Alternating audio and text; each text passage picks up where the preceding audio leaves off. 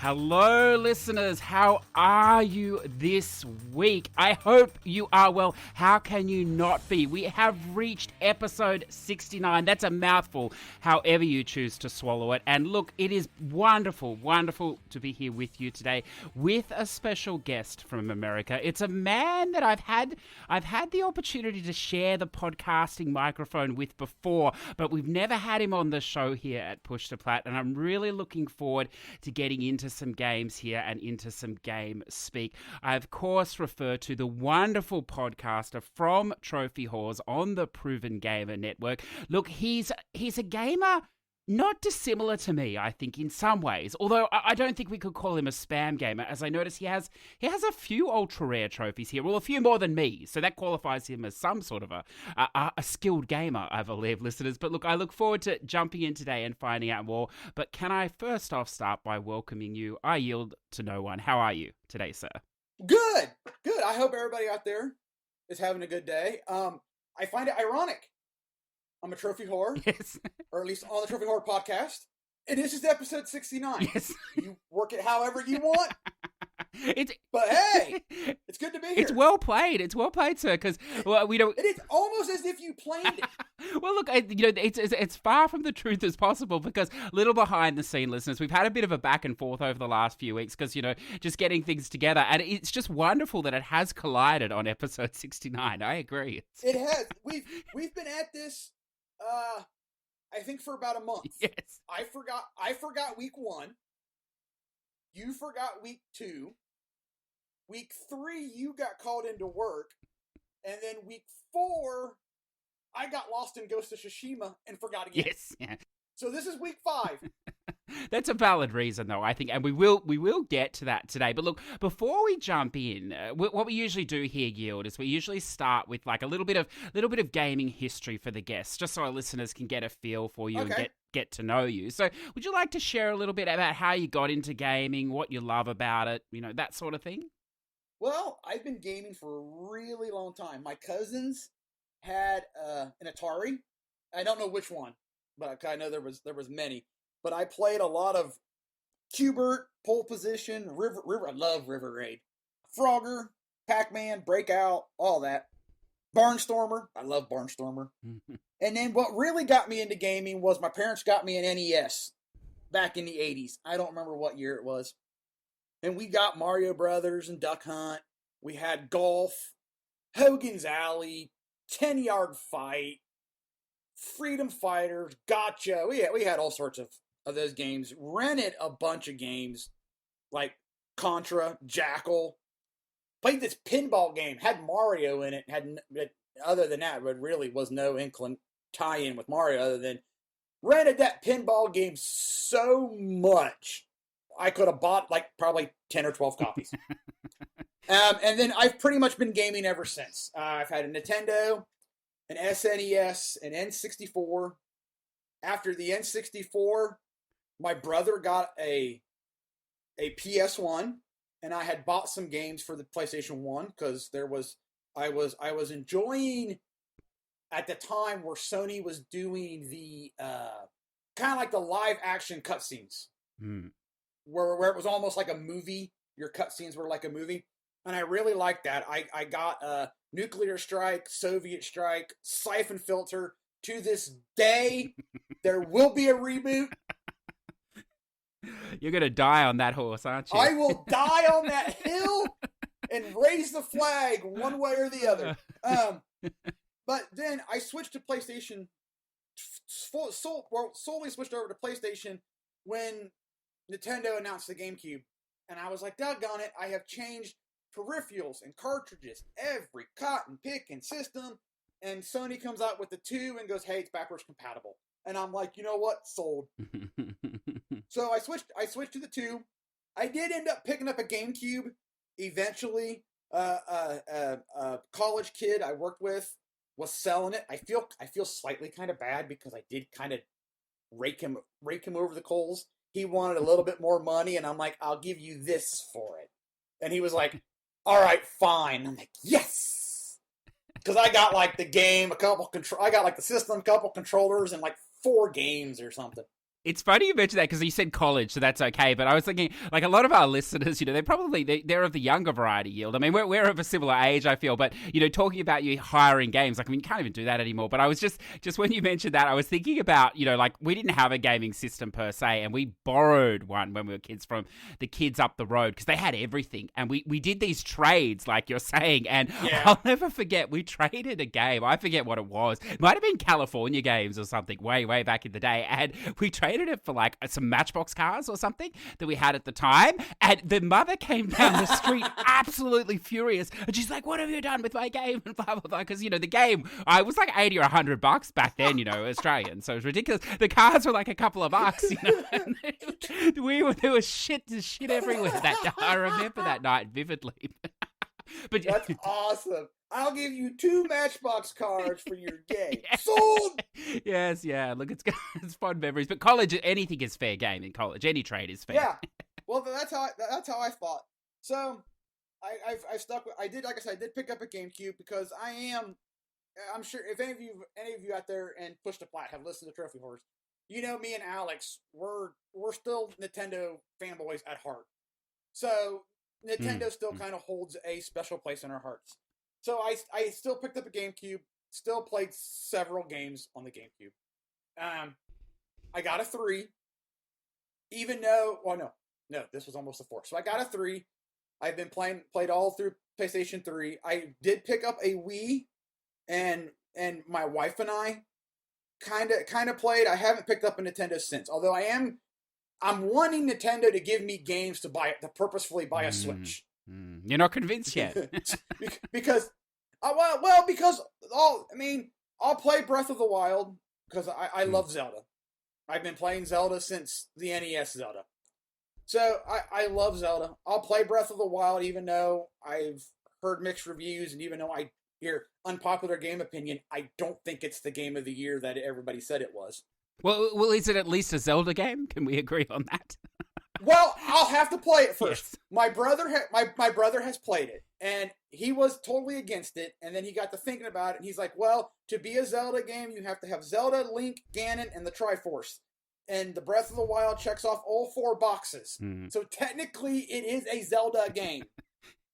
I'm like, I haven't played it yet, so I don't know. I'm basing it off of his opinion because when Wind Waker came out, I was totally against it. I'm like, it's cartoonish. I'm more of an adult. This is BS, yada, yada. He played it, and he's like, dude, give it a chance. I'm like, all right, fine. I gave it a chance. I was totally wrong because Wind Waker was actually a really good Zelda game. So, I did own an Xbox for a while because I wanted to play Crimson Skies and Halo. I enjoyed the Halo story. So I've had a 3. And then I almost didn't get a 4. Towards the end of 3, I was starting to think that I'm kind of done with gaming. It's kind of what I thought. And then the 4 came out, and we announced Rock Band 4 and Uncharted 4, and there were these whole slew of games that just started coming down the pipeline that I'm like, I'd like to play that. I'd like to play that too. All right, fine. I'm getting a 4. So now that we're around the corner from the 5, I'm not saying no. I'll just wait and see what games were going to be released. And if they interest me, I'll eventually upgrade to a 5. Right now, I've got plenty of 4 games. I still got 3 games I ain't even busted the plastic on yet. And I'm trying to work on that. The quarantine helped. I did bust through several of my backlog. And that brings us to today. Well, I do have a 3DS. I have a Vita, and I do have a 3DS. Yeah, it almost sounds like you're a collector as well, doesn't it? I mean, is that fair to say? It is, because I still have all my systems. I don't get rid of them. My wife's like, you should sell these. I'm like, how dare you? That's right. No, she goes, but you don't play any of these. I'm like, I don't care. They're not going anywhere. That's right. You'd only have to rebuy them again if you sold them anyway. So, exactly. I would have to. Yeah. What's the point? I like that. Now, look, I'm going to ask you because I don't actually know the answer to this either, although it intrigues me. How did you come up with this Iyield2no1? What's the history behind this name? Okay, so when I bought the 3, or I knew I was going to be getting a 3. My buddy, what sold me on the 3 was Warhawk. My buddy got a 3 day 1. He got Warhawk. So he's got the new system. Everybody's going to go to his house and try it out, right? So we're at his house. I'm playing Warhawk, and instantly I'm in love. I've never played a game where I could be I could be a trooper. I could jump in a tank. I could jump in a plane. I could jump in a Jeep. All seamless, just at will. I can do whatever I want. This is totally awesome. So I had seen stuff on the internet of people's names in Halo. They were rather interesting and unique. And so I'm like, okay, I'm going to be getting this game. I'm getting Warhawk. I got to have a really cool name. I had me a big old list of names that I was going to do. I kind of gone to my buddies and was like, what's your advice? Kind of narrowed it down to a few. What I came down with Iyield2no1 was I'm a huge Star Wars fan. And on top of that, I love Spaceballs. Yes. So if any of you out there have ever seen Spaceballs, at the very beginning of the movie, Spaceball 1 comes flying over, and at the very back of the ship, it says, we break for no one. So that is about the same time I was getting, when I started seeing Spaceballs, was about the same time I was getting my license. So, you're learning to merge onto the interstate. You got yield signs, and I would always joke, I yield for no one. And onto the interstate I would go. And that always kind of stuck with me. And I was like, well, I yield for no one doesn't sound good. I'm going to be playing this game, Warhawk. I want something that kind of annoys a player if I'm rooting him out of something or constantly killing him. So I'm like, I yield for no one doesn't really work. I yield to no one. That's got a better ring to it. So that's kind of what I went with. And that's kind of my gaming mentality. I mean, I will give up, don't get me wrong, but my gaming mentality is you're going to have to basically beat me into submission. I like I said before, I will die on that hill. Yes. Before I go, you know what? You're better than me. Yeah. I will keep charging that hill. So and that's what it kind of stuck with. And then most people for short just yield, which is fine. I like that. I've heard a lot of stories behind names, but I think that's my favorite one. I had no idea. That's fantastic. And you're right, it does sum you up well. I like that. It does. And what got me with that, so my buddy came up with one, and I was like, well, how'd you come up with yours? Because I was, when he first got it, and I wasn't decided on my 3 yet. I was like, that's a really cool name. How'd you come up with that? And he's like, well, my favorite wrestler was this. The year I was born was this. So that's what I came together with. And I'm like, I like that. So that starts you brainstorming. Another buddy of ours has got one, and he named his golfer. Or no, he didn't name his golfer. We were playing golf, and he for some reason we were playing Hot Shots golf, and he was like, that's what it's like to have some hairy balls on you. And it's like, what? And that was just kind of his thing when he did something really good that would win him the hole or something. So when it came time for him to get a 3, we were all like, dude, that's got to be your PSN name. And so sure enough, that's his PSN name. That's fantastic. And I wonder, has he been forced in? I suppose that would be allowed still with Sony. I know some names crossed the line when they brought the name change in, but I imagine that probably still sits just inside the line. It sits just inside the line. Well played then. Yeah, so I like that. I like it a lot. Now look, I've got to ask, because you do sell yourself as a completionist. I think that's fair to say. But that is fair to say. You're my sort of completionist, Yield, because I just looked at your profile here and your completion percentage is 63.28%. So you are my sort of completionist, sir. I love that. Although you still have me. So well, you've got me beat. I think a lot of the people in your group have me beat. Although I did finally get north of 100 platinums. Yes. Yeah, now what do you did 110. That's right. That's right. Well, but just before we touch on that and the games, then maybe one thing that I like about you, and I like about many of our guests, although some of our guests, as you have alluded to, are more focused on the trophy side than perhaps the gaming side. Yes, quite a few perhaps. But what I like about you is that I definitely get the feeling that the game always comes first and the trophies come second. But you still have this drive to platinum most of the games you play, don't you? So what's your relationship there when you play these sort of games? Are you conscious of the trophies as you go, or are you playing them and then cleaning up after, or what's your approach? Oh, it's kind of a little of both. It kind of depends on the game. Most of my games, I'm story driven, or the idea of the game intrigues me. Like I played Extinction. Okay, that game came out, and I was like, ooh, killing giant ogres. That just sounds like fun. And then when I finally picked it up, I was looking online for a kind of a trophy guide, just to kind of see, do I got to play through it twice? Mm-hmm. I wasn't trying to look for the trophy. I was just trying to know kind of how many times I was going to have to play through it, stuff like that. And people were just bad-mouthing the game. Oh, it's repetitive, yada, yada. And I'm like, really? So I played the game, and everybody's complaints were 100% legit. It is repetitive. It's straightforward. But I just had an absolute blast scaling up giant ogres and whacking their head off. That's what it's about. And I was like, and I said it on Trophy Person. I'm like, you read the complaints, they're 100% legit. But I went into the game going, I just want to kill giant ogres. And I had an absolute blast. So if your concept of your game intrigues me, I'm going to play it.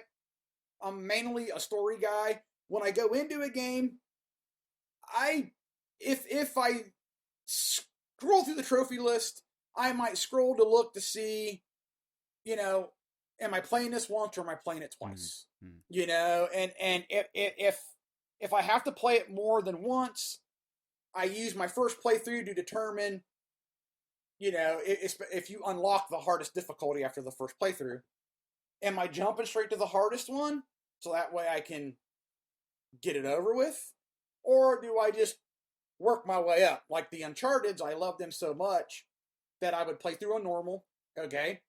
Now I'll play through on hard and then turn around and play through on crushing. I would stair step myself. So when I go into a game, I'm looking to platinum it if I can. I tend to stay away. I mean, if the game's got online functions, I hope by the time I get to it that the online is still relevant and that I can, that I can get it, or I'll boost it. Over quarantine, I did that with Driver San Francisco and some of the air conflict games, because I enjoyed the single player aspect, but the multiplayer was dead. So I was able to get into a group of some guys that were wanting to boost it, and it's like, all right, let's knock this out, and I'll get that, because I was perfectly fine with not platinum it. I'm like, okay, the online's dead. I've done what I can do. I'll just move on. And then, like I said, I was scrolling.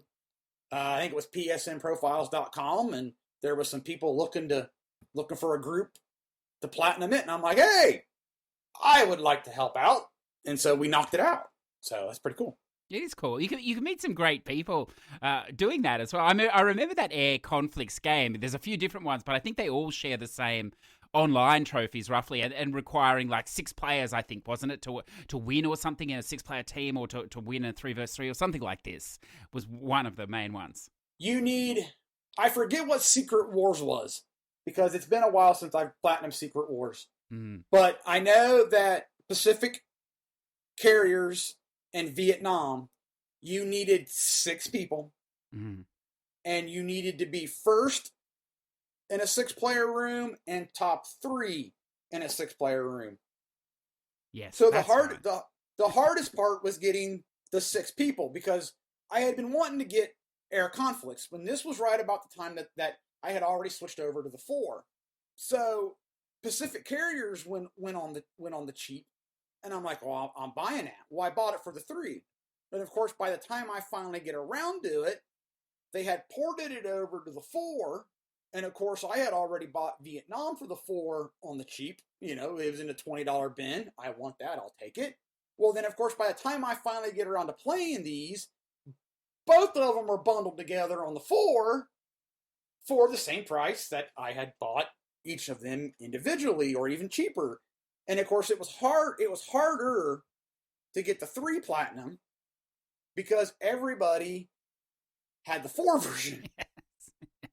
That's right. So I think the way I ended up getting it was one of the guys from PSN Profiles that I was working with.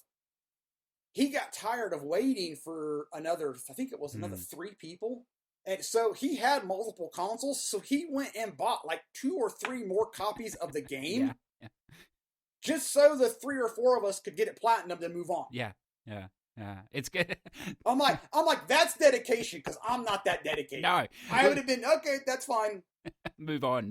Yeah, it's so funny you mentioned that, because I remember I think I've done.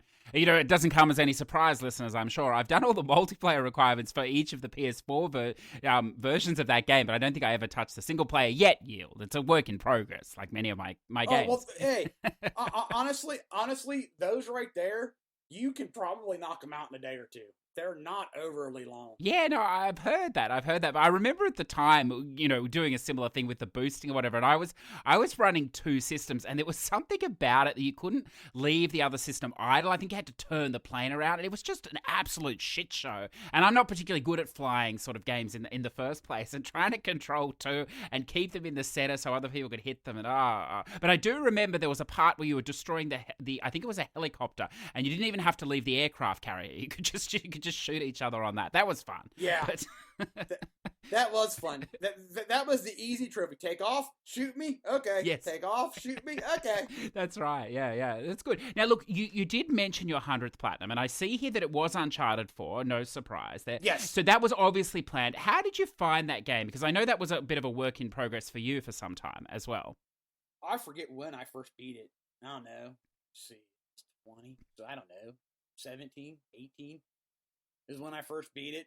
And I kind of just beat it, put it on the back shelf. I'll get back to it. Because I didn't another unpopular probably gaming opinion, I love Uncharted 2. Uncharted 4, after I played it the first time, didn't love it so much. I love the pirate theme, but it felt like too much Last of Us.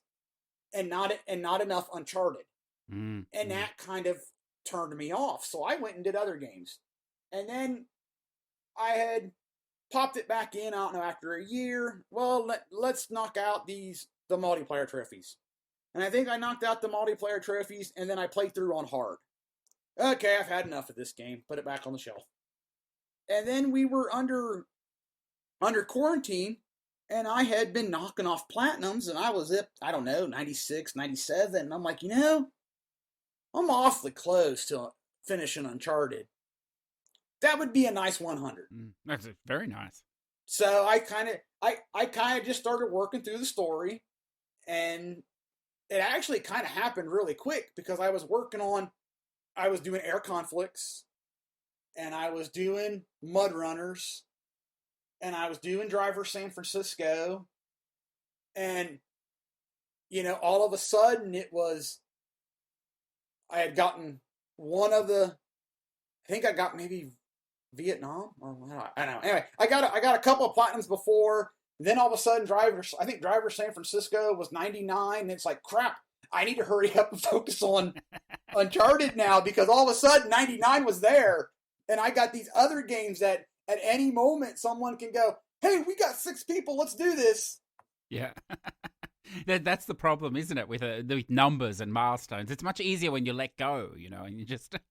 You don't know where you're up to anymore. It's fantastic. Now, look, No. I want to ask you here, because as I said, I do like, you sort of have a foot in both camps. You're familiar with other systems. You played other systems. You'll play the game, but you're interested in the trophies as well. a lot of our listeners or whatever at various times, they go through like burnout or whatever, which is a dreadful term, I think. And I think perhaps underlying is the fact that they weren't really enjoying the games in the first place, and the trophies just pushed them over the edge or whatever else. But these things happen, and even in this last week, someone reached out to me and was like, I'm enjoying maybe more the content creation now than I am just slamming these short games or any games, and then.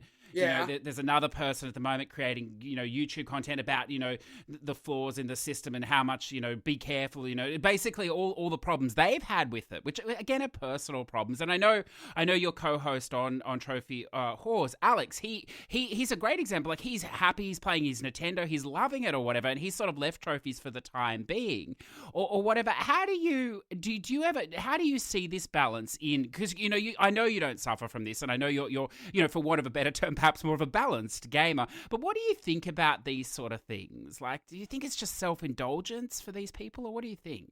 I go through times, I kid you not, where I got all these games, I have no idea what to play. Yes.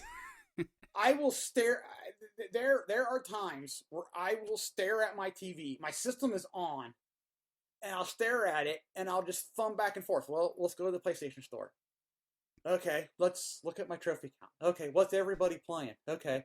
And by the time I realize, I should really play something, it's about time to go to bed. Well, I guess I'm not playing anything tonight. And I go through spells where I absolutely have no idea what to play. Nothing sounds good. And I think that's kind of personal burnout, and I say burnout, whereas in, You've played a lot of games and you kind of just don't know what to do. I mean, and in like Alex's standpoint, Sony wasn't putting out anything that he wanted to play.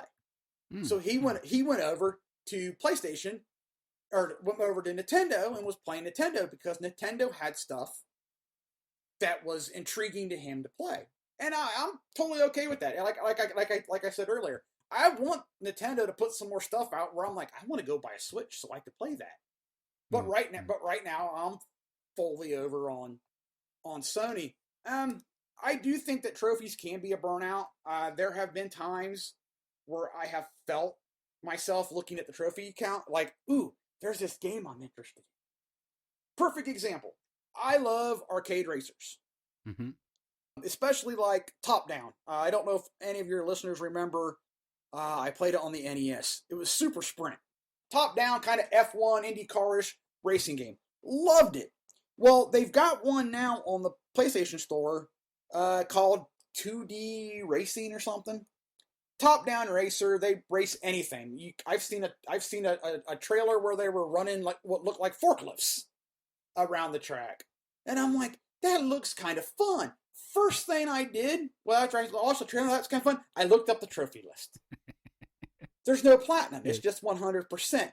There was a part of me that was like, oh, there's no platinum. And then I told myself, well, that's really bad of you to think that. So I'm still debating on whether or not I'm gonna pick that game up, because I'm a sucker for arcade racers. I'm a sucker for World War II games. I love a good World War II game, and even if people are like, "Oh, this game sucks," you know what? I'll probably play it because I just like shooting me some Nazis.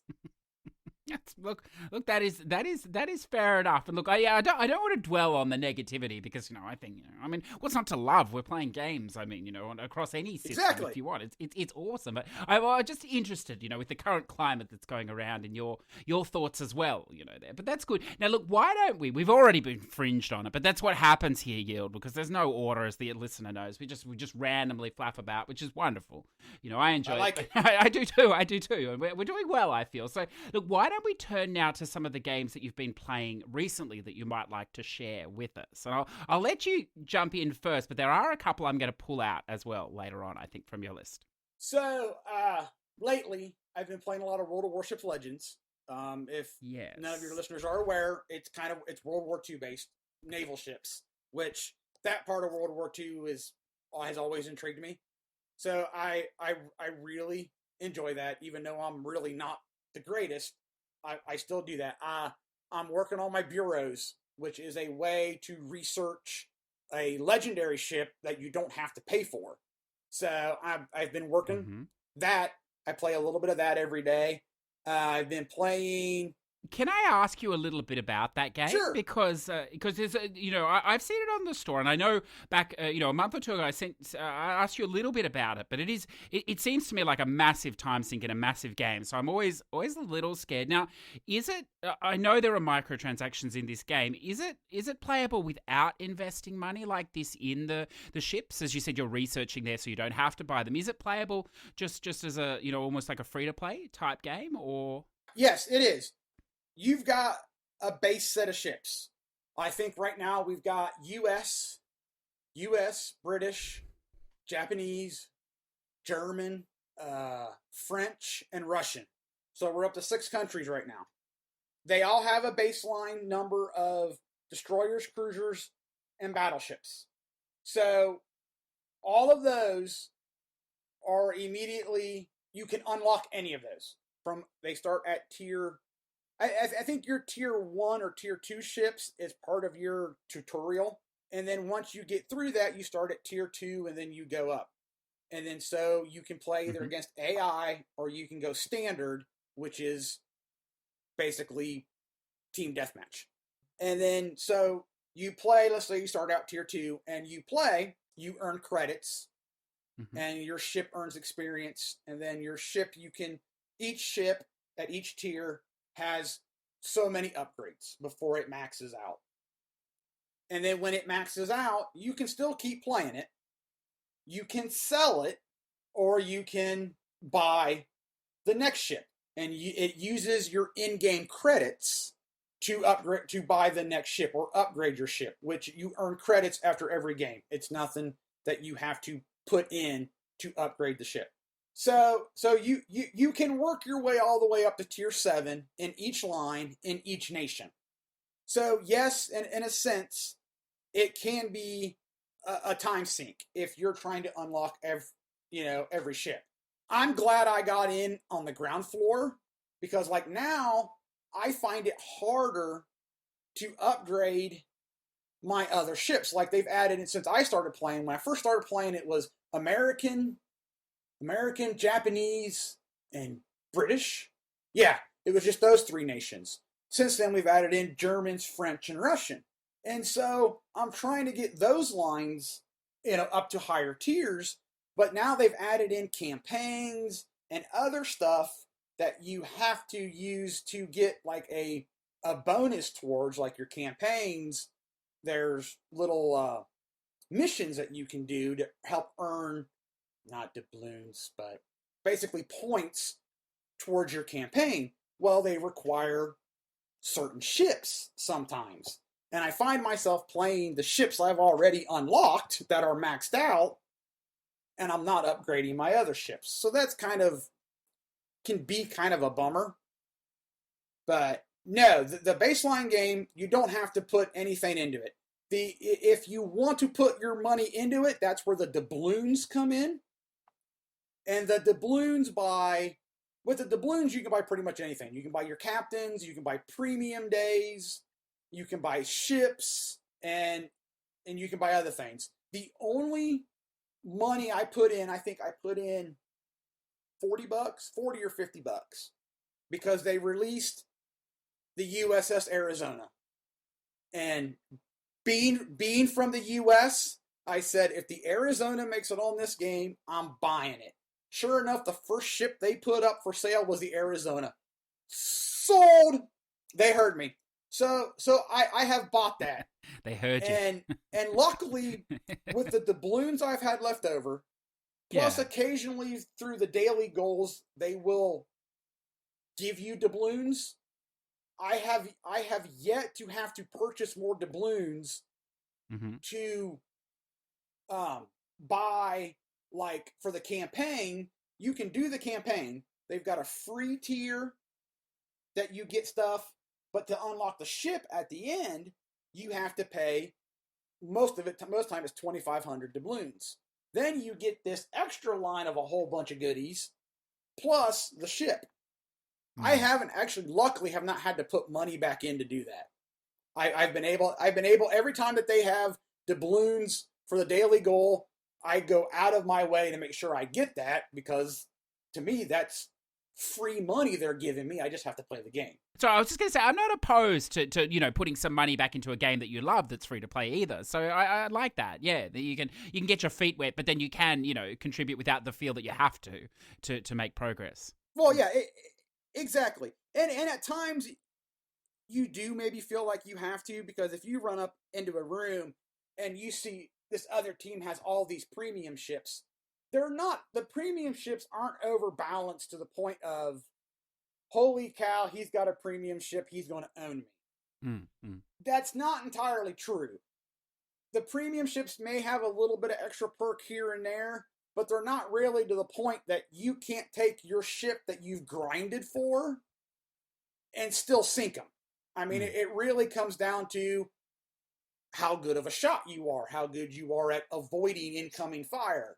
So I feel it's balanced that way. It probably depends on the gamer. I've heard complaints where they say this battleship is way overpowered.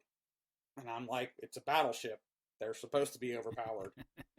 But I mean, I enjoy the game. I'm a naval World War II kind of guy, so I like it. And for those who are curious, it does have trophies and it does have a platinum. So look, I was, that's the curse of the show here. I was going to ask you that because I'm just looking at the guide here and it says between 80 to 140 hours. So what's the plat experience like for the game? Well, when they rolled the trophies out finally, I had been playing the game. Oh, I don't know how long I had been playing it. So several of the trophies kind of popped when I would buy. There was one that you had to get a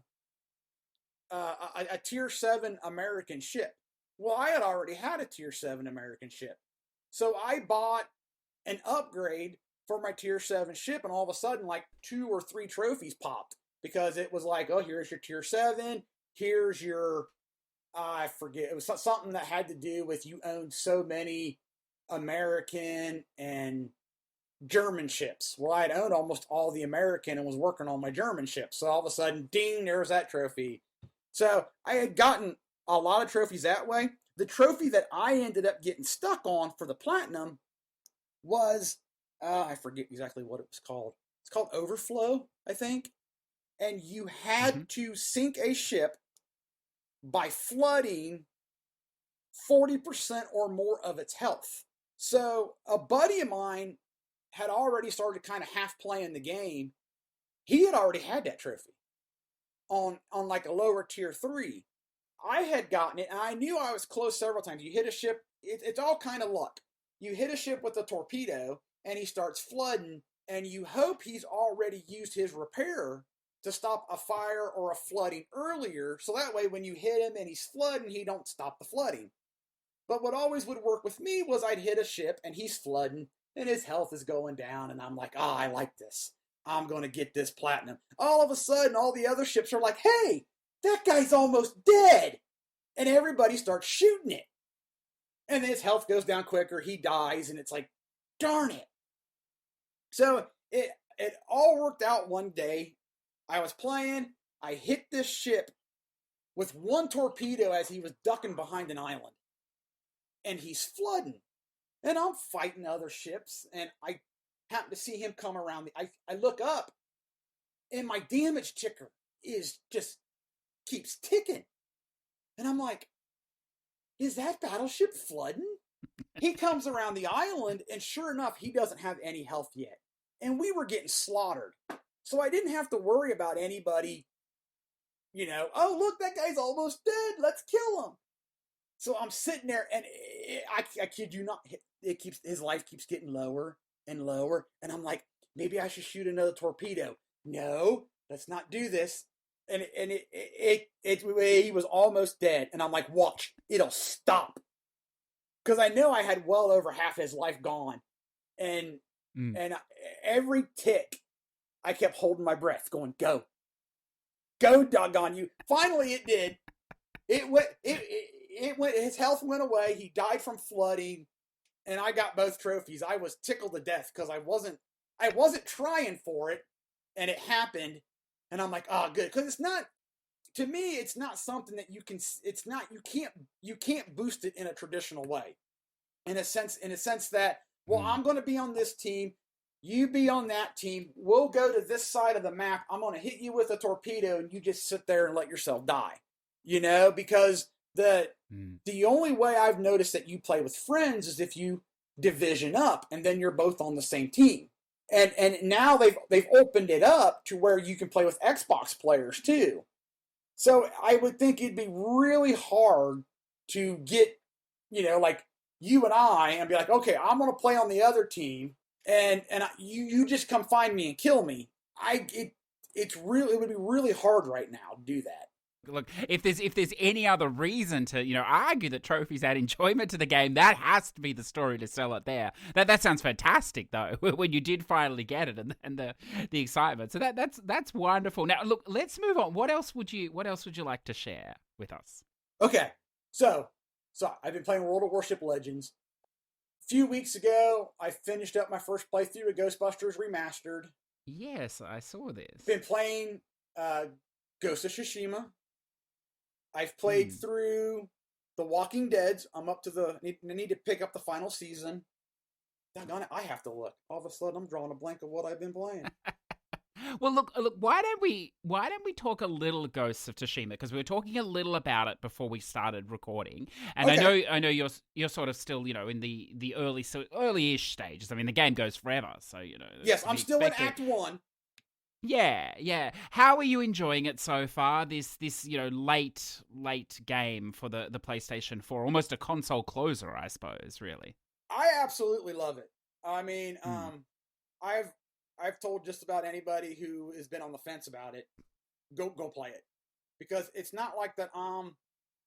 It's not like I'm really big into samurai movies, and I know that's what they said that they based it off of was old samurai movies.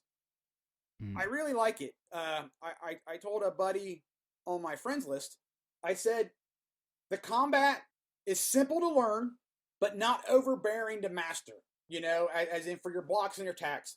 Yes. And it's difficult enough to where you don't want to snap your controller, because you can go, at least for me, all the times that I've died so far, I know where I made my mistake. Okay, I didn't pay attention to that guy.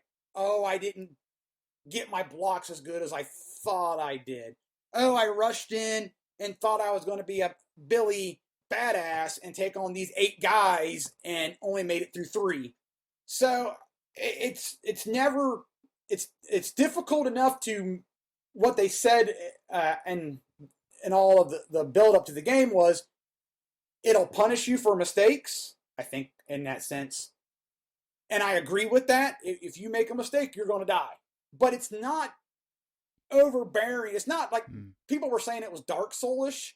Not that I've played Dark Souls, but I've heard enough people say that it's brutal in difficulty.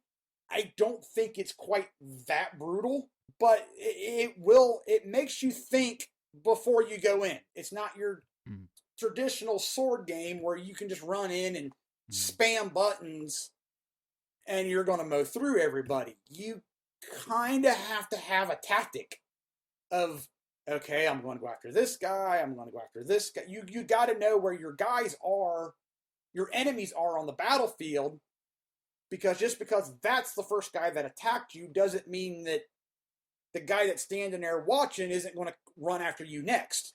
Why? And that guy's not dead yet. So, and I like it.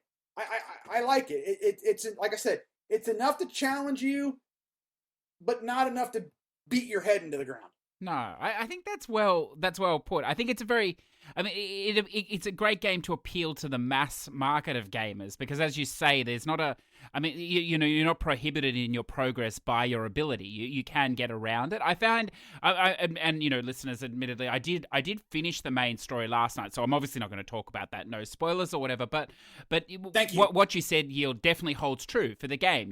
It can be if you make a mistake, yes, you'll get punished, but it doesn't. There was no point in the game where I was like, oh, I just can't get through any further. It's so so frustrating, which I quite like, so you can always make forward progress. And one of the funny things is, like, the more I played it, the more I felt like it was an Assassin's Creed game, like a bit different, obviously, in Japan or whatever, but the overarching, with your collectibles and, you can go over and do this activity and, this question mark and then this question mark. And as we were talking before, you run into Mongols that are just roaming around the place, so you have your little skirmishes and stuff, but you do get sucked in, and because I don't play a lot of like button mashers, listeners, and depending on how you play it, it can become a button masher. I think I've actually developed Yield up. Well, yeah, I can see where that is. You could just spam one attack button if you wanted to. Yeah, but what I like is that the further on you go, you do have to start to experiment with the stances. So that strategy, I don't think works the whole way through, which I think is nice. So you do get to experience the whole game, but predominantly I have been smashing the triangle button, and because I've been playing it so much, my thumb is now suffering some pretty severe RSI, I feel. So I may have to slow my platinum journey down, because the other thing I appreciate about this game is that you can, if you wish to, focus on the story and not engage in too much of the other stuff. And I love that when you're getting towards the end, because you just want to know how it finishes, and then you can come back and do the other stuff later. So it is good. I agree with you. I'm enjoying it as well. Now, look, I want to ask you about this game only because I own it. I've never played it, and I've never talked to anyone yet that has played it. So it interests me greatly. All right. This Ticket to Ride, USA and France. Okay. What is this, and what do you think of it? Okay, so it's a board game. Traditionally, it's a board game. A buddy of mine had it at his house, and I played it. So it's a map of the U.S., and you've got your major, U.S. and a little bit of Canada, and you've got major cities all throughout, and there are train lines. Some are doubled, some are single, some are colored, blue, yellow, black, yada yada, and some are gray. The gray lines, you can use any color. The solid colored lines, you have to use that solid color. So you draw cards, and if you need 5 pink to claim that line, you have to have 5 pink cards, or a combination of so many pink, so many wild. You claim that line from town to town, and you draw another set of tickets that are your, like, train tickets. You need to go from Chicago to New Orleans. Doesn't matter how you get there, the points on the ticket is the most direct route. Shortest route, that's how many points the ticket is worth. But if somebody else has already claimed that line, the short line there, you may have to go out and around, which still counts. It just, at the end of the game, you're only going to get the short line. The ticket was only worth 6 points because that was the shortest line. But you get points for placing cars. So, like, if you place a 6-car line, that's like 15 points. So you get points for placing your cars. You get points for completing your tickets. And then at the end of the game, the person who has the longest continuous line of cars gets like a 10-point bonus. And then, so you start off with 45 train cars. Once somebody gets down to 2 or less train cars, everybody gets one more turn, and then the game is over. They tally up the points. And you play it with your phone or your tablet. The game's on the screen, and everybody's got their, basically, you got your phone or your tablet, so you've got your own little game board that lights up and says, well, here's your tickets. This is where you are going. And it's just a fun little kind of strategy game that you can play with. We play it local. My wife and I or our friends will play it locally. You can play online. I haven't dabbled with that yet. And it was on sale. Well, I've been meaning to get it. My buddy bought it a couple years ago. It was on sale. Oh, what was it? 2 weeks ago, 3 weeks ago? They had a multiplayer sale on the PSN. That game was on sale for $5. Sold. Yes, yeah, no, it's perfect. And you, predominantly it is to play with other players. But when I picked it up, I remember reading you can play single player as well, can't you? Or to yes, some you effect? can. You can play against bots. Bots, okay, yeah. Yeah, perfect. Okay, that's good. And then look, I've got to ask, it seems like you're getting very close. In fact, I'm going to look how close you are. Yes, you're sort of 1 or 2 trophies here from the Rocket League completion. I know you love this game. I know this has been a long time passion of yours. How are you? Are you going to come for this buzzer beater? Is it the hoops and the what is this other one? Get up, Mr. Bubbles. I don't know what these involve, but they sound exciting. I could set it up on against the AI and knock it out. I've actually been trying. I've gotten pretty much all of these trophies without doing that. Buzzer beater is. I was looking at this the other night. You have to. They've got a mode called hoops, so you have to sink the winning goal or winning shot with 30 seconds or less in a game that is tied or you were trailing. So, and the annoying thing was this was probably like a year ago. When the guys and I get together and play video games, we normally play some Rocket League. We were playing hoops one night, and our game was tied with 30 seconds left. And I'm like, man, I need to make this goal so I can get this trophy. It bounced out. So that was kind of a bummer. The Mr. Bubbles one, you have to equip the Bubbles rocket trail and score an aerial goal in the, I can't exactly remember the name of the arena, but it's the arena where you're under the sea. Yeah. And so I have read how you can do it, with just 2 controllers and do it yourself. But if I get to where that's my only trophy, I might do that. But I've been kind of trying to do it legit. I suck at aerial goals. The one other trophy was score an aerial goal. I did it in drop shot, which is kind of, if you've played Rocket League and you've played drop shot, that's kind of a cheap aerial goal because the ball starts in the air already.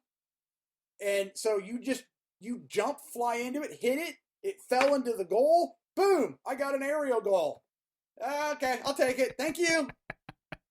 While you were talking, I was thinking about this game because I haven't played it for some time, but I drop in and out occasionally.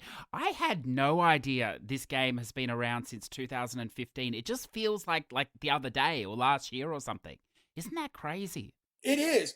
They've kept it fresh by what they're doing. They keep me involved in it by doing their events. They just did their 5th year birthday event. Before that was the Golden Lantern event. They normally do something. Normally they had a Halloween one. Last year their Halloween one was tied into Stranger Things. They normally do a Christmas event.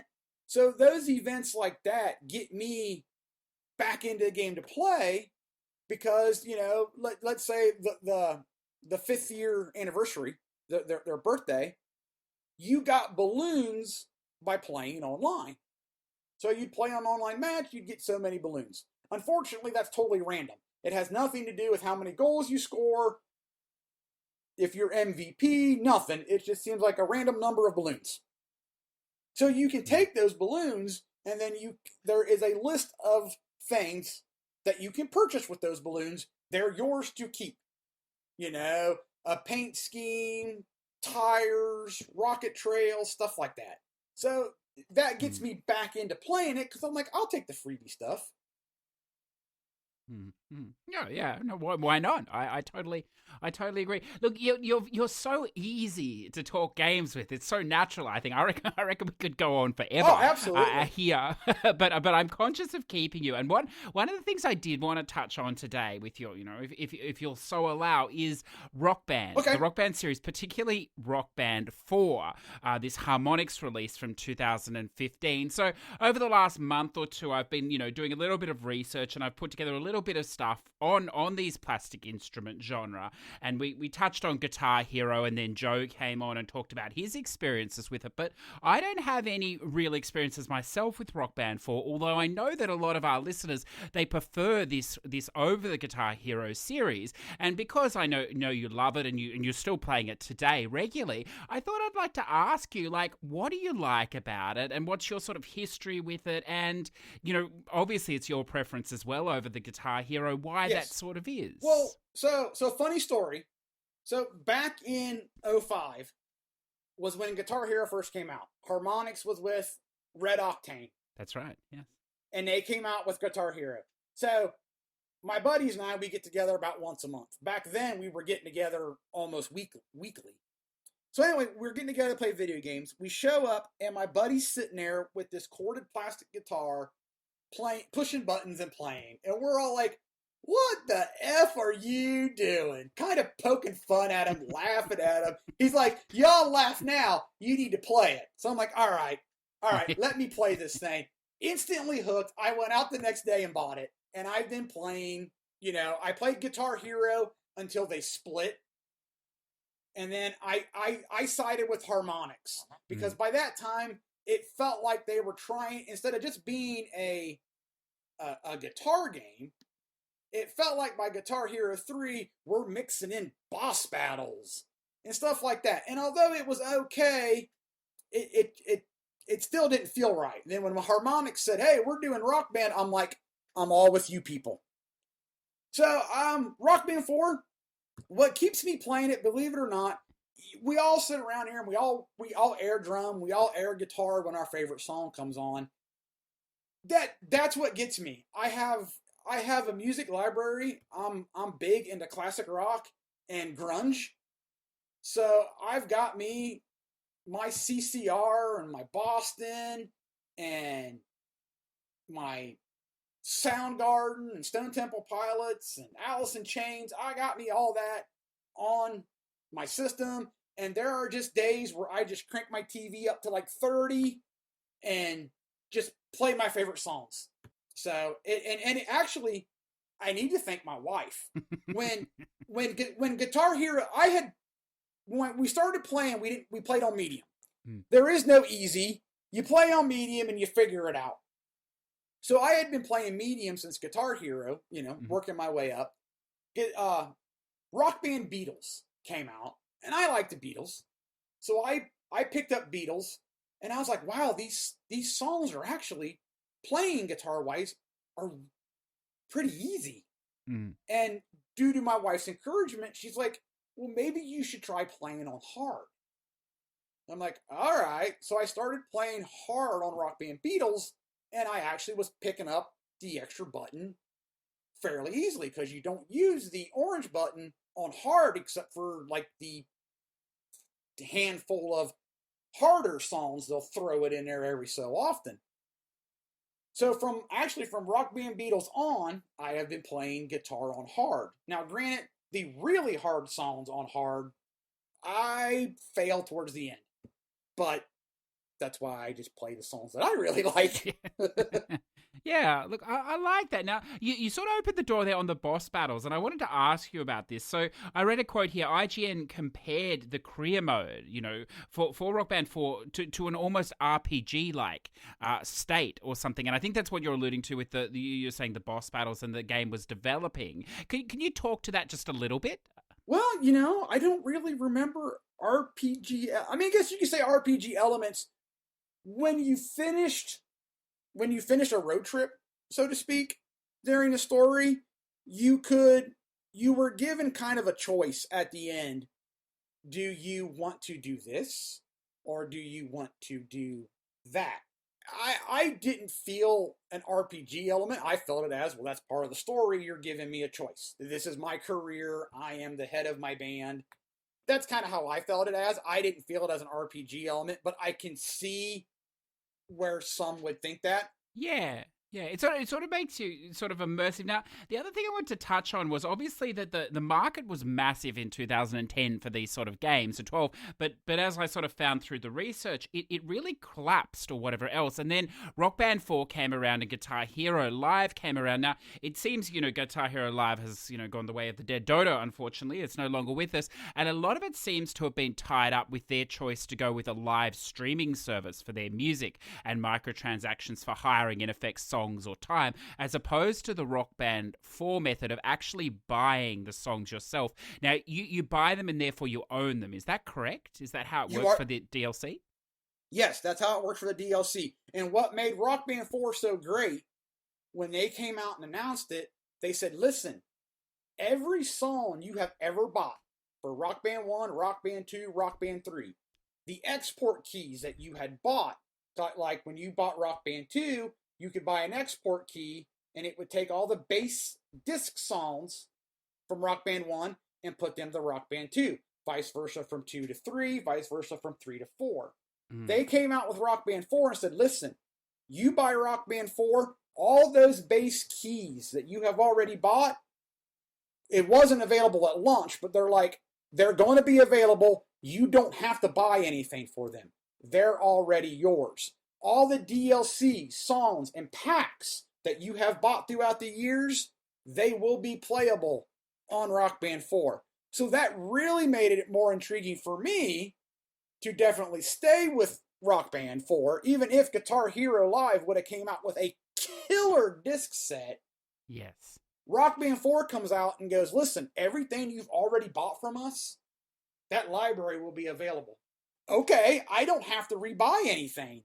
Okay. Yeah, I mean, it makes sense, doesn't it? It really feels like they were really hedging their bets with the streaming services with Guitar Hero Live, and back then, and I mean, even today, still, I think we're still in a situation where a lot of people prefer to own it as opposed to stream it. So at least if you have it, don't you, for life? And I can see how that definitely worked for Harmonix here. Now, I have to ask, Mad Catz here, they made the controllers and things like this. We had a good discussion about the Guitar Hero peripherals. How have you found them? You talked about the extra buttons and things, but how have you found them? Because I know that, there were also dramas with Mad Catz later on. Potentially, I think there was lawsuits in place against Harmonix at one point for fail, to meet quotas for sales and things like this as the game started to dry up, the clientele and the market share of these games in general across gamers. But how have you found the controllers? What's your experience? I've liked them. I really liked the 4 guitar, the wireless and the sync up. The buttons I've always felt responsive. The only thing that and this is just probably just the genre, is like right now, I seem to be having an issue with my guitar. Someone tells me they think it's Wi-Fi interference. But if like right now, like if I wanted to buy another guitar, let's say my guitar down there is starting to crap out. I want to get another guitar. I'd like to pick one up. If you want to buy a new one, it's like $300-400. Yes. Yeah. Because you can't find them anymore. They're rare. That's the only drawback that I have of it, is when it dries out, you're kind of hosed. You're not going to find a third party that's like, hey, look, we still make guitar peripherals. You can get them here for $50. Yes. Yeah. So that's the only bummer to it. But I mean, Trophy Horrors or Proven Gamer has their own band where we've got some people in that play every week. I have to admit that I go in spurts where I'll play it, and I'll play it once or twice a week, and I'll go for maybe a month that way, and then it sits in its little guitar case, and I won't touch it for a couple of months. And then there's one night I'm looking for something to do, and I'm like, you know what? I want to rock out for a bit. And out comes a guitar, and I pop the game in, and I sit there and play my favorite songs for a couple of hours. So yeah, I like that. I think there's a lot to be said for the living room rock god. I mean, maybe that's the role playing elements in the game. Oh, absolutely. At least at my house. Yeah, and look, I do believe. I mean, while it's it's maybe simmering or something. Although I mean, it's still fairly well played from what I see around the traps. I can only imagine that perhaps in the future there may be, even though there's no rumors of a Rock Band 5, of course, listeners, but you can never give up hope. I imagine. That the model can work again. And I was just thinking, as you said, the controllers are worth, so much now, but, you go back 3 years ago, they were basically giving them away when you walked into the store, weren't they? I mean, they were everywhere 3 or 4 years ago. So yeah. It's funny, isn't it, in hindsight? We should have grabbed some. Oh, yeah, it is. Yeah. I should have. I asked a buddy of mine at work the other day, his system doesn't work. And I was like, You had Rock Band 4, didn't you? And he's like, yeah. And I'm like, how's your guitar? He goes, well, I had 2. I'm like, you want to sell me one? I'm like, I'll give you $20 for it. Yes. Yeah. You got to move in quick before they realize the value of it. Yeah, exactly. I'm like, is it still in good shape? I'll give you like $20-25 for it. Look, I like it. Yeah. So look, I want to thank you for talking about that, because I said I've never played it myself, but having done some research and putting this together, it has been really interesting. But that was the element that I'm missing, is the actual, the playing of it, I suppose. So it was a definite niche, and I won't say the market got oversaturated. I mean, maybe it did, because it came to a point to where it almost felt like they were pumping out a game every other year, where like Rock Band 4, they came out with one, and they just supported it. So I think, in a sense, for a game like that, and like Rocket League does, that's probably the best way to do a game like that is, here's our initial game. We might do a big DLC, like with Rock Band 4, they did Rivals. That was their big DLC. But for the most part, we just support it with smaller content, and we keep it going. So I don't want to say I want to see all games go to that kind of trend, but there are some games that lend themselves better to that trend than games as a whole. And I think like Rock Band is one of those. And like I said, I just enjoy it. It lets me live out, since I am not musically inclined, this lets me live out my rock god fantasy. Yeah, and I think that's perfect, and I think you're right. As you say, not every game do you want to become a platform, if you like, but there are some that should, and there's a lot to be said for investing time in something that's a constant. Is the platform that you can build on, you can build your skill in, and your enjoyment. You know what to expect. You know how to harness what you've learned. So we don't always have to be changing or charging against the new hotness, I suppose, and learning new as we go. But yeah, I like that a lot. So I do want to thank you so much for your time today, Iyield2no1. I knew I was going to enjoy this. It was just a matter of us of being on the same page. And as I said, so natural to talk to. I'm sure there is many more conversations we can have in the future if you're so inclined. Once you've recovered from this experience. Absolutely. But look, if the absolutely. listeners are trying to find you, of course, they can hear you weekly on the Trophy Halls on all good podcast providers on the Proven Gamer Network. But if you're so interested, how could listeners reach out, follow you, or contact you? So if you want to get a hold of me on Twitter, it's Iyield2no1. If you want to find me on the PSN, it's Iyield2no1. I keep it pretty simple. Yeah, perfect. I like that. And look, once again, thank you so much for coming on today. No, well, thank you for having me. I do want to say one thing. Please. So for you guys and gals out there that love to chase trophies, and I know that the Push to Plat is big into the platinum. I played a little game on the PSN called Valley. It's not a very long game. I think if you don't go searching and you just rush and play the story, you could probably beat it in 2-3 hours. But it was actually a really good story in a sense, and it does have a platinum fork to it. Not overly hard to get. The only hard thing I found was finding a guide that showed you where all the energy rods were, that you have to collect all the energy rods to. That's one of your collectibles. That was the only hard part I found, was finding the guide that showed you where all of them were. Other than that, I would say if you get an opportunity to pick it up, you should pick it up. Nice little game to play, not overly hard. It's basically, someone described it as a running simulator, which in a way you can, because it's a first-person game, and you spend most of the time running, and there are a few enemies that you kill. Not overly hard, but the story itself I found very intriguing. So I would say go pick that up. Yeah, that's good. I've seen that game for a long time around, but I've never dipped my toes in it. So okay, that's good. That's good to know. So look, while you're doing that, I just noticed something. I think this is perfect to close us out today. Iyield2no1 started to crawl with Atari, learned to walk with Nintendo. Now I run with PlayStation. That's wonderful, sir. That's wonderful. That's awesome. Thank you again. Thank you so much for your time. Thank you for having me on there, and I hope everybody out there in the Push to Plat land enjoyed it. Well, there you go, listeners. It might have been a while in the making, but what a wonderful and enjoyable conversation there with Iyield2no1 from the Trophy Horse podcast on the Proven Gamer Network.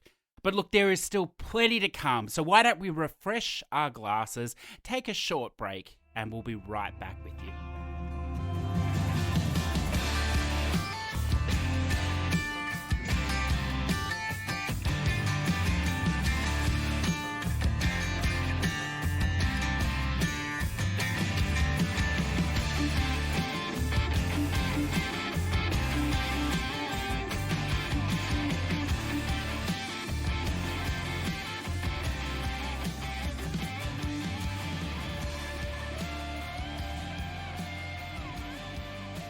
So, listeners, how are you going? You've made it to the second hour of the show. I know we normally tend to wrap up here with the Platinum shoutouts, which we will get to, and I warn you, there are plenty this week. So if you're looking for some inspiration, or if you just want to hear about some games and, get some ideas ticking for what you might play next, then stick around and check it out. And of course, if you do want to get your Platinum shouted out, you can jump in to the Push2Plat Platinum community on the PS4, a free community, or in the Discord in the little topic area there. And of course, the Discord is in the show notes. But look, before we do, I thought I'd drop some gaming knowledge, some gaming love on you for what I've been playing, if you like, this week. Look, I don't know about how much knowledge it will be, but it's been enjoyable. And look, it may become a little long-winded. So, as I said, if now's the time to take a pause and come back in a few days, please do. There will actually be no episode next week. Luckily for me, I'm going into surgery to have my 4 wisdom teeth, which never turned up to the party, unfortunately, but they've decided to now, to have them pulled out. So I anticipate that there won't be much talking coming from CJ for much of the rest of this week and into next week. So I'm going to take a break, but you keep smashing it. As I said, you keep dropping the platinums in, and I will definitely catch up with you in a week or two. Hopefully I can continue with the gaming, but look, we'll see. But look, I do have plenty to drop on you now, and I will start with the Ghosts of Tsushima. Obviously, the game needs no introduction by Sucker Punch Productions. Look, what a marvelous effort it really is. An end-of-gen game, as we've said. It is beautiful. Like, there's no question about it. It strikes me as it's an impressionistic painting, almost, much of it. It uses... I don't want to say, the draw distance is used cleverly, I suppose, in a way, in that, in some games you might sort of refer to the blending of the horizon as, the lack of effort, perhaps. But in this game, it's definitely not that. It is that impressionistic, almost that Monet-style painting in the background, especially when you have the smokes and stuff. And it's so vividly interposed with the immediate presence of where you're standing with the flora and fauna, and just the colors are just amazing. I mean, hyper stylized, of course, in that Japanese style with the reds and the oranges, but really, really beautiful. I think the funny thing with me with this game, and of course I'm not going to go into spoilers or whatever, is while the main story was fine and enjoyable, if long, and repetitive at times, the side stories really, really touch me, I think, particularly towards the end of the game with and again, no spoilers, obviously, but the monk and the lady there, who's almost the grandmother figure, their house servant, life house servant for the clan. And it's just, they're probably the only 2 moments in the game I really felt like some sort of emotional connection. I know the game, that's not the point of it being Japanese and samurai. It's supposed to be stoic and standoffish and, in that element, to be culturally appropriate. But those 2 side stories, they're really beautiful. And again, they're not long. And again, I did them after the main story, so maybe I'm biased a little in that way, but it really had something to say, I think, which was quite nice.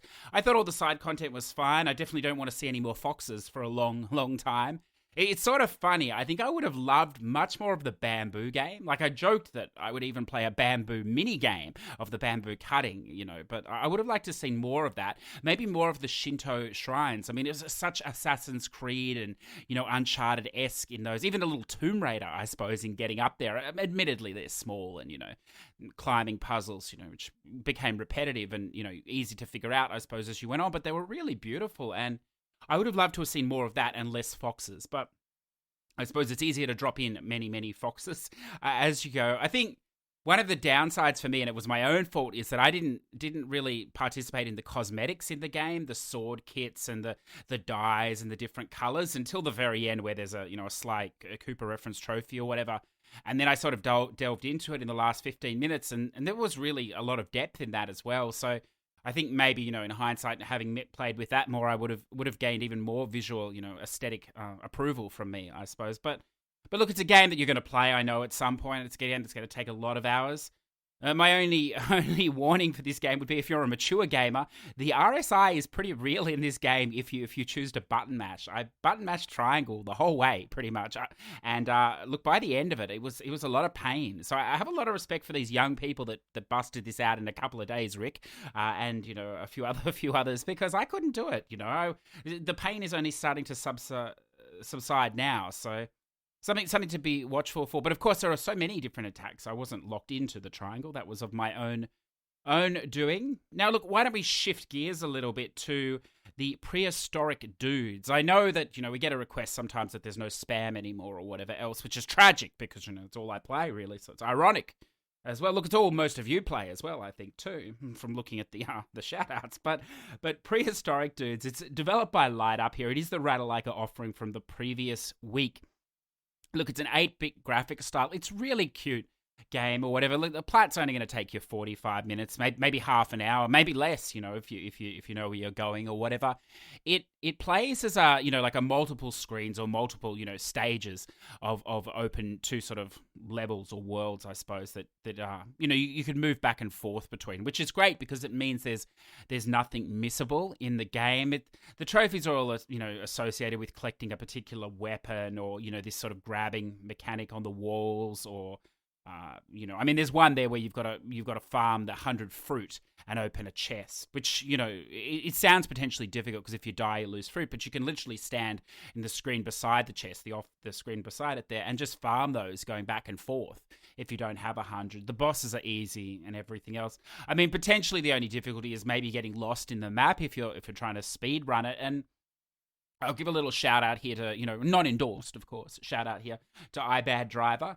And only because his guide for this, it's great. You don't really need to watch the guide. In the first, 30 seconds or so, and I believe for the whole guide, he actually has a graphic up of the map, and it just shows you, it numbers the rooms, if you like, or the screens, and where each trophy will come. So you don't even need to know what the trophy is. If you just look at it, it just shows you your progression through the game if you don't want to naturally find it. So that's a great guide, and there's so little innovation at the moment in guide writing. It's become so staid and, formulaic, which is fine. It makes it easier for us all, I think, to, if we know what we've got coming in or whatever else, but to see someone, innovating, I suppose, the guide genre, it's a small innovation, if you like, but I really liked it, and I hope there are more guides like this, because often the guides just say way too much, which is ironic, because I'm talking here to you on a podcast, but there's just way too much talk, when you could be doing something else. At least with a podcast, you can be gaming while you're listening. I'm not, even though I'm dragging on now, listeners, and you're like, my God, it just never shuts up. I'm not stopping you from, platting that game. If anything, I'm distracting you and helping you, I suppose. But you know what it's like when you're looking at a video guide or a text guide and you're back and forth. It's just monotonous. Whereas just a little map with a trophy thing, I really like it. So, it probably wouldn't work in a massive Ghost of Tsushima style game. Could you imagine that? PowerPix just doing this massive encyclopedic pictogram all linked. That'd be a flowchart. That would be awesome. But look, let's not hold our breath on that. But for these Ratalaika games, so these ports here, it's really good, I think. The next one I'll throw out to you, which I think is out today or in the next few days on the store here. This is Norman's Great Illusion, developed by Civil Sausage and ported by Sometimes You. So, look, this is a cute 2D pixel visual novel full of mini games, if you like, but look, very basic mini games. One preference is there's a lot of maths involved in this game. Now, look, it's finger maths, and look, I love finger maths. Anything you can do on two hands is valid for me. Anything more than that, and we're in trouble. So I didn't need to reach for the calculator, but there's a bit there. There's a bit of multiplication, a bit of brackets and division and stuff. So it's a little bit of quick that in the job part of the VN. But, it's not too strenuous or whatever. It's nothing you need a guide for. And in fact, I'm not even sure that a guide would help you because I'm not sure if it's randomized. But because you keep playing these days over and over, you're going to get the same, algorithms or, equations, I should say, over and over. So, even if you struggle with maths, you're going to be fine. You can tell that I do the way I'm hyping it up. All the accountants out there, folly, they're probably just grinding their teeth there. Look at this idiot. But, it is what it is, listeners. And it would be remiss of me not to mention it for others, others of the small brain like myself. So, having said it, it's a visual novel. You can choose to read it or spam it or skip it. Spam, skip, whatever you prefer. But even if you do, you're still going to get the essence of it. It's just a depiction of the grind of life. And what I really like is, you go to work each day, you come back with your family, but even though you make money, your balance still goes down. And if you don't get the bonus each day, which is getting all the questions right, it goes down even faster. And it's a perfect comment on the reality of life, isn't it? You bust your ass every day and you're still going backwards. It's just wonderful. So they've captured that well, or whatever. But, you know, it's small. It is what it is. And of course, you know, as always, Ratalaika, and sometimes you did provide codes. So take it with a grain of salt. But look, you don't need to worry about a code for the next game because it's free. Fall Guys. Look, I don't think you need me to tell you about it. Of course, you know, if you're not a completionist, then you should have tried it already. If you are a completionist, then you probably loaded it up on a second account, I suppose. But yeah, it's a hit and a giggle. It's not for me. You know, I don't think, but it's fun. It'd be a fun party game or whatever. One of the things that I do really, really like about it is the ultimate trolling nature of gamers comes out in this, because you can do emotes, which is like, you know, sticking your tongue out and doing the hands by the ear. And so what happens, or what's been happening to me, is right at the finish line of the events, there's always a couple of people there just standing just short of finishing the episode or the line there, and they're doing these things, but as soon as you get near them, they come at you and they like run to tackle you, and it's just awesome. Like, they know they're not going to qualify, and there's no gain for them, and, you know, I don't believe they're helping other people. I don't see how that would help, you know, anyone really.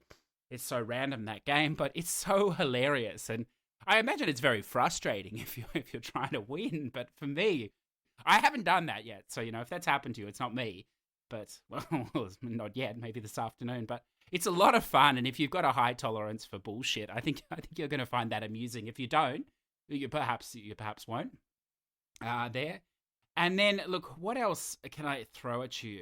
Look, I don't know. Oh, look, I better throw this at you. This is the Fast and the Furious Crossroads, developed by Slightly Mad Studios, published by Bandai Namco Entertainment. So this is a game that they showed the trailer, you know, at one of the Sony things or E3 or something many months ago, and it didn't look impressive. And look, I can assure you, not much has changed since then. The release date didn't get in the way of them, you know, making it impressive. That's for sure. But look, and again, the code was provided, so, you know, take it with a grain of salt. But having said that, I can't really recommend this. Definitely not at the $100 price range they're trying to ship it at here in Australia. I think that's excessive, even for a movie tie-in game. So, like most things, it's a game of two halves. The story is good. It's janky or whatever, some of the graphics and some of the gameplay, but the overall story is good. And what they've tried to do is make a movie, and I think, like, I know it's a stretch, but I think they should have almost made this into some sort of an animated, you know, motion FMV type thing. It would have been better, I think, maybe with some mini-game driving or something, and not got in the way of the story. But that being said, the cars don't handle consistently throughout the game either. So obviously the cars change a bit, but it's just the drift. Everything is off. But again, it's arcadey, so if you can get around that, it's fine. And it's an easy game. I mean, there are some story-related trophies required to achieving certain things, and some of them are a bit ridiculous, and others are quite easy. But I don't think you're playing this game for the trophies because of the multiplayer, I suppose. And the problem with this game is that they shouldn't have invested in a multiplayer at all. I feel they should have just taken the money and whacked it on the single-player side, because it's a, you know, the idea is cool or whatever else. There's 3 factions or whatever, and you need 9 players to start. So each faction has randomly assorted 3 players, but you can move between the faction, the heroes, the cops, and the villains, and then you play a series of, like, you know, randomly assigned sort of, you know, they call them online ops or missions, if you like, which they like, you know, defend the point, destroy the thing, you know, find the thing, all this sort of stuff. But I mean, even that is janky. Like, I played 5 matches, 2 of them, it didn't even load in properly. It, like, it, you know, crashed in the thing. The third one, I had a blue screen in there, and I did manage to complete 2 of them, but you know, even the 2 weren't that great. And for the trophies, you need to complete like 400 or 500 of these things, so that's insane amount, and crash things and all this stuff. But it just harks back to this idea of, I don't understand, like, Fall Guys is a perfect example. I mean, you need 60 people in a lobby for that game, so the game's free, so that's perfect. You know, you're going to get 60, but they'd have whacked $25 price on that, a bit like this Rocket Arena thing did, you know, which was even more, 40 or 50. If you rack that price on it, you're not going to get this number of people, or not all the time, you know, it's just, and when you whack $100 on the price, you're definitely not going to be getting a consistent run of 9, or, you know, probably, you know, a couple of hundred that you need to keep cycling the matches. And it's just obviously a lack of foresight by the developers. Like, don't put it in, or make your game, you know, free to play almost. And I mean, I know that's what that Rocket Arena has gone on to do, which is a nasty sting to anyone that bought that game, including myself. But that's the price of entry, I suppose. There, but it happens. You just have to roll with it. But anyway, where were we? So Fast and the Furious. So if you're not worried about completion, not worried about the multiplayer, and you just never touch it, the story's cool. It's got some awesome moments, as you'd expect with avalanches and things of this nature. Yeah, sure, the graphics are not great, but the music is really good, and you do get in the atmosphere.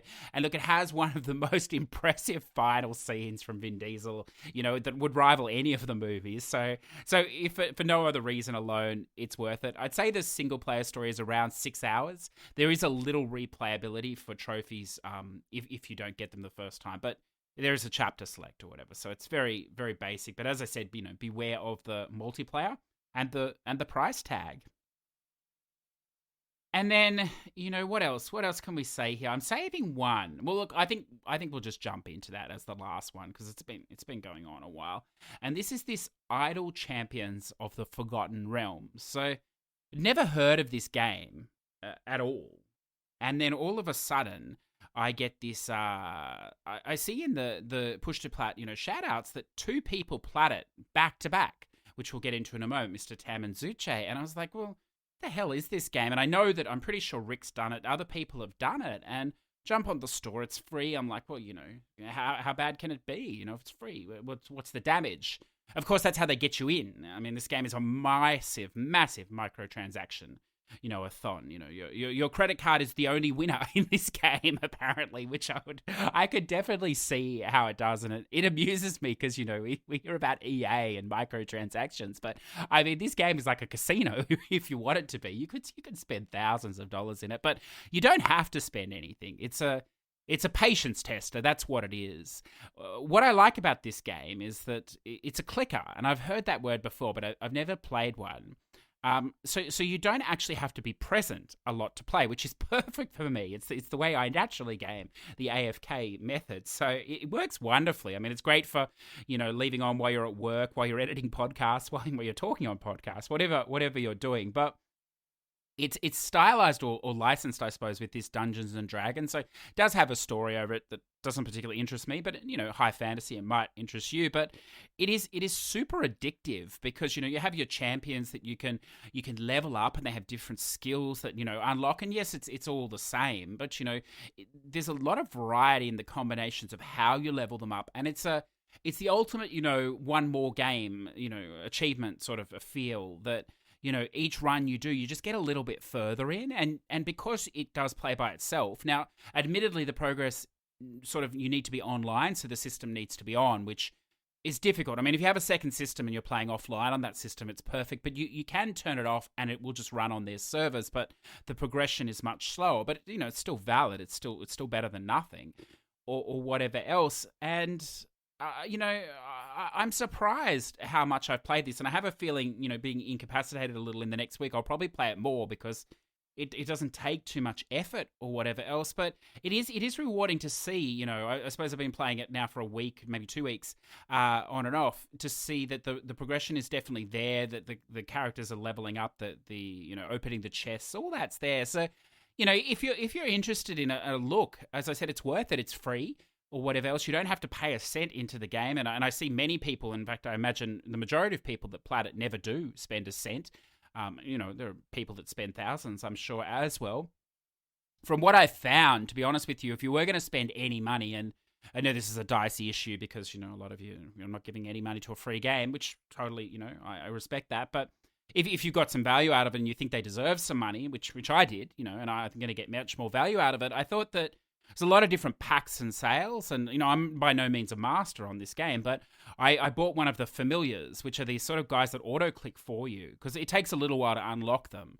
And just I got one, and then there was actually a special bonus pack where you could get a second one for like $3 or $4 more. So I got 2 of them, and it's sped the game up a lot, I think, and made it more enjoyable. So what I'd suggest is, it seems like every week there's these different little $8 sales, so you just wait until there's one that you like or something, and invest in that. But by no means necessary, but totally interesting game just to spend some time on, I think, and something different. So There's quite a lot there for you to process. There's a lot there for me to process as well. But, why don't we shift away from that? And why don't we have a look now at what you guys and girls have been playing? Why don't we take a look at the Push2Plat Platinum shoutouts?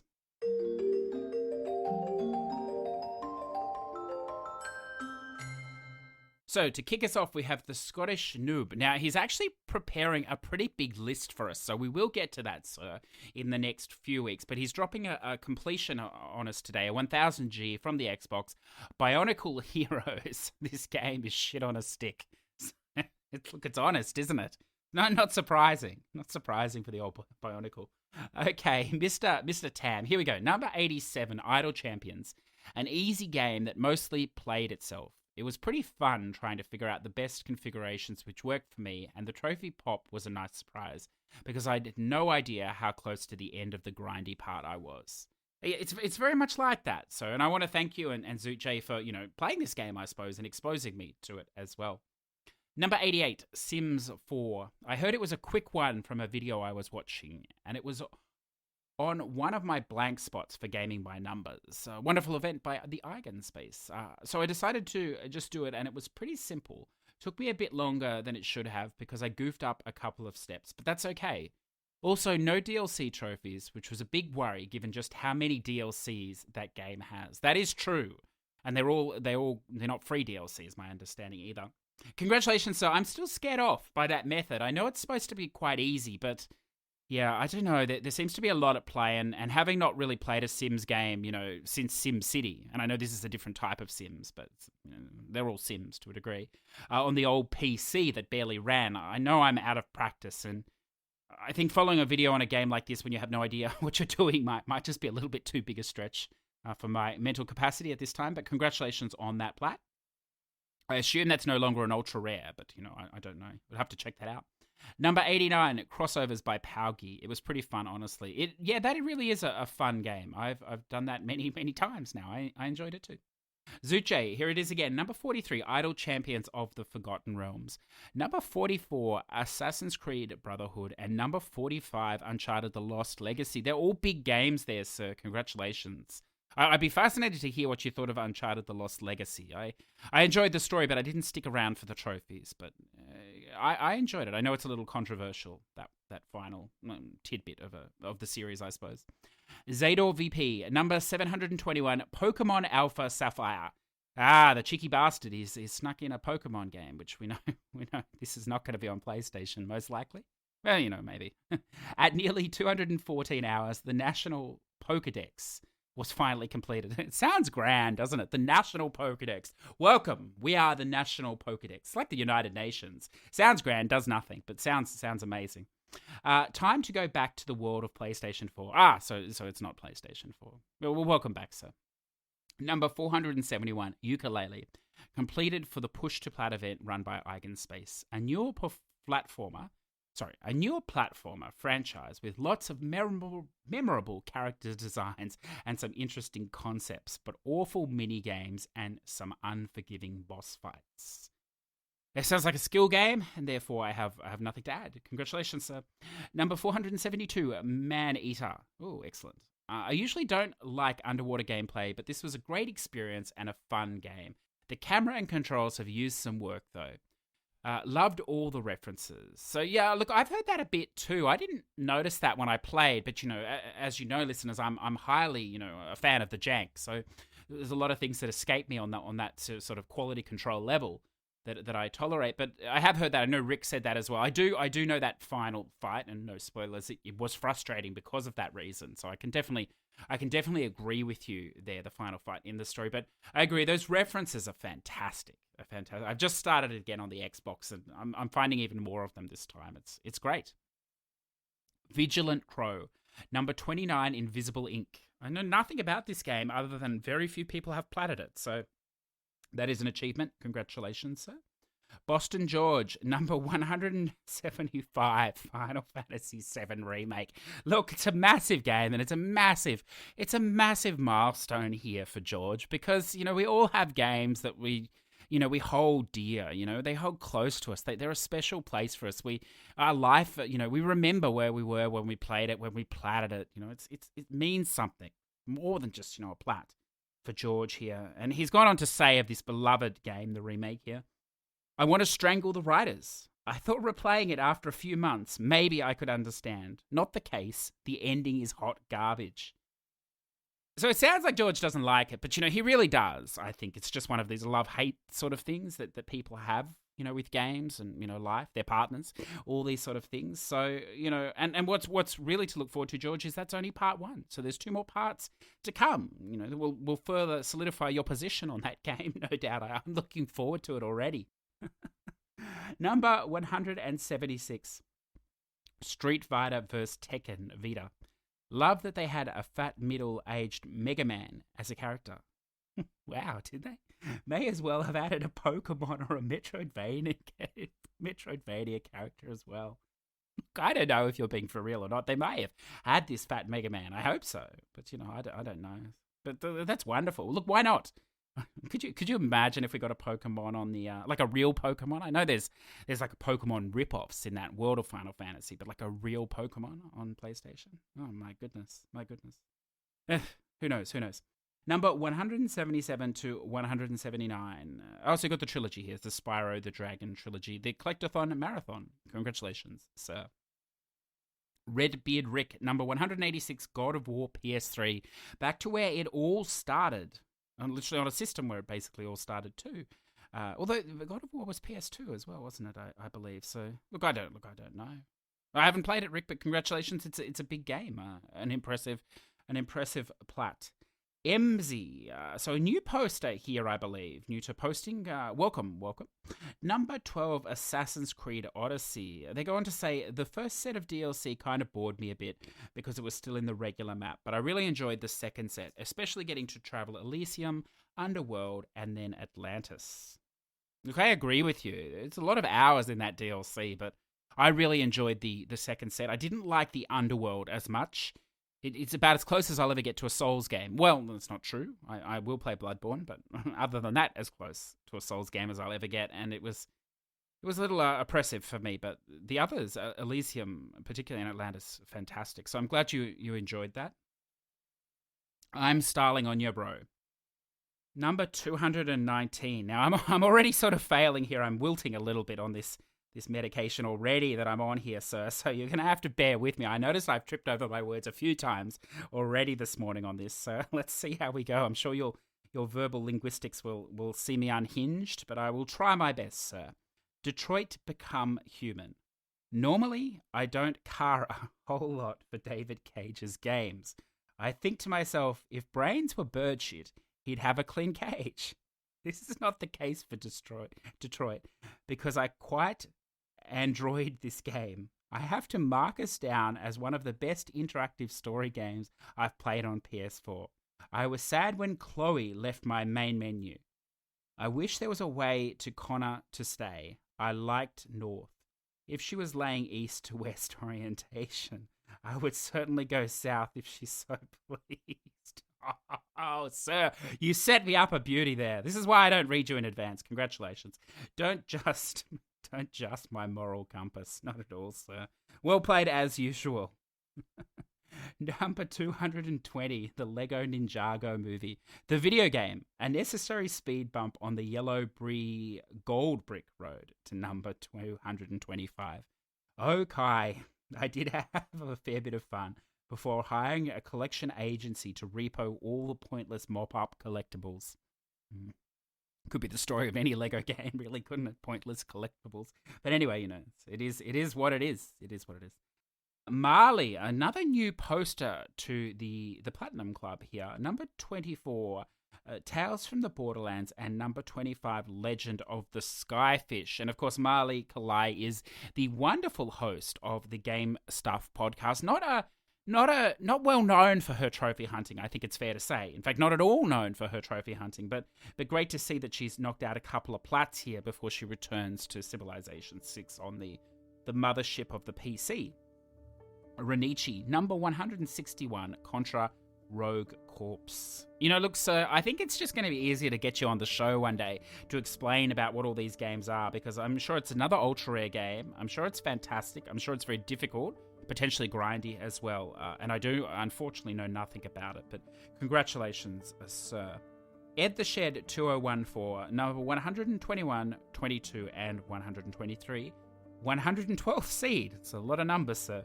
EU, JP, and NA. The wonderful spam-esque puzzler game that can pretty much be done without a guide in under 30 minutes or so. EDJ3DG, number 49, The Evil Within. That's a big game. It's a weird fucking game, but that is a big game.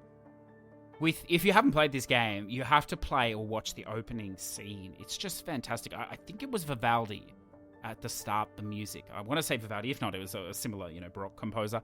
And just with that monster guy just chopping and the bodies hanging on the thing. It's just fantastic. Just fantastic. Then we've got here Ed the... oh, no, we've done this one. Sorry. Then we've got Lloyd X Christmas, number 136, Far Cry 5. Congratulations, sir. I know, again, not loved by everybody, this particular Far Cry, but look, I enjoyed it, and I hope you did too. It was a wonderful villain, wasn't he? He was just a fantastic villain, and I don't know if you did the alternate endings, I suppose, at the start. I know in Far Cry 4 there was a similar one where if you just hang around the church, I believe there was with this as well in 5, and if you haven't, it's worth doing. Only takes about 5 minutes from memory. Patricia, root letter last answer. The second completion for the Push2Plat list comp. And I believe we've got a few people now on 2 completions out of the 5. Congratulations. She hasn't said here whether she skipped or read it. So I don't know. Maybe the death mark was the final straw there and it was a skip. But maybe it was a read. I don't know. And Gaz Davis, he's going to round us out today with a massive Sony exclusive. It's the why you play PlayStation. It's why you will buy a PlayStation 5. The Marvel Spider-Man, which I take that he enjoyed very, very much. And there was a minimal bitching on the number of crimes. So he must have really enjoyed it. A wonderful game, though. Wonderful DLC. And more to come, I believe, in the next generation. So there you go, listeners. A little bit longer today, just something to tie you over if you so wish. I do hope you have a wonderful week next week, whatever you be playing, even if you be playing PGA Tour 2K 2021. Look, I might see you around the greens if you are, but if not, if you're playing something else, have a wonderful time. May the trophies fly every which way and land on your account. I'll see you in a couple of weeks. Be good, be well, stay safe. Push2Plat podcasts are conceived, written, and edited by CJ Anderson in Adobe Audition. YouTube upload handled by repurpose.io. Music licensing by artist.io. Push2Plat would like to thank our Patreon producers Zador VP, Redbeard Rick, T-Bird, Olsero, and Ready to eBeg. Without your support, this show would cease to exist. If you would like to say hi, jump into the Discord in the show notes or on Twitter at Push2Plat. If you're interested in supporting the show, then jump on Patreon, the Push2Plat Patreon, where you can find more information on how to support us and allow us to continue to bring wonderful guests and topics from around the world. Yeah.